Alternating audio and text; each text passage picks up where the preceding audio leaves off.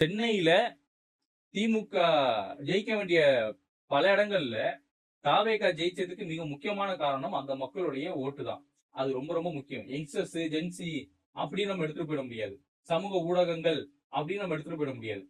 தூய்மை பணியாளர்கள், பட்டியலின மக்களுடைய வாக்குகள் தான் தாவேகா அரசாங்கத்தை சென்னை அப்படின்ற இந்த நகரத்துக்குள்ள அவங்கள வெற்றி பெற வச்சுது. ஆனா இன்னைக்கு திமுகவை விட ரொம்ப ரொம்ப மோசமான ஒரு மனநிலையில, ஆதிக்க சிந்தனையில இன்னைக்கு தாவேகா உட்கார்ந்துட்டு இருக்கு.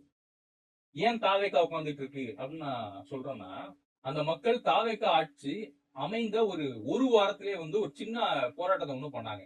ஒரு கண்டன ஆர்ப்பாட்டம் வச்சுக்கோங்க ஒண்ணு பண்ணாங்க. எதுக்குன்னா, நீங்க ஆட்சிக்கு வந்துட்டீங்க. நீங்க ஆட்சிக்கு வரதுக்கு முன்னாடி எங்ககிட்ட ஆதரவு கேட்டீங்க. நாங்க ஆதரவு கொடுத்தோம். இன்னைக்கு நீங்க ஆட்சிக்கு வந்துட்டீங்க.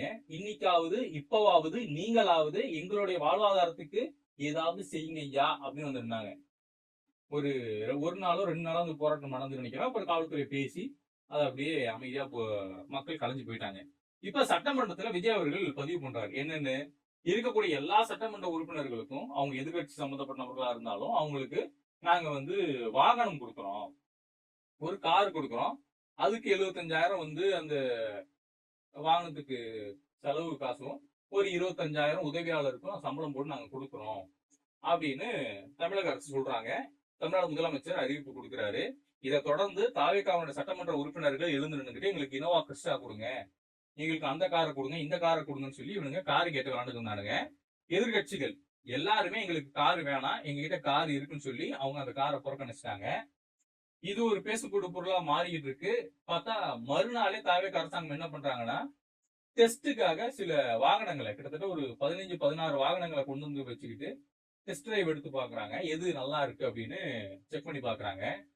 இப்படி ஒரு சூழல் போகும்போது இந்த மக்களுக்கு ஒரு கோபம் வருது. என்னன்னா, தொடர்ச்சியா 10 ஆண்டுகளுக்கு மேல இந்த மக்கள் போராட்டம் பண்ணிட்டு இருக்காங்க. தங்களுடைய வாழ்வாதாரத்துக்காக அவங்க அவங்களோட உரிமை என்னன்னு புரிஞ்சுக்கிட்டு தெரிஞ்சுக்கிட்டு அவங்களுடைய உழைப்புக்கேத்த ஊதியம் கேட்டு அவங்க நின்றுகிட்டு இருக்காங்க. இந்த சூழல்ல இப்படி ஒரு அறிக்கை வந்ததுன்னா, அப்போ சட்டமன்ற உறுப்பினர்களுக்கு கார் கொடுக்க முடிஞ்சது தமிழக அரசால, ஏன் எங்களுடைய வாழ்வாதாரத்தை மேம்படுத்த முடியல?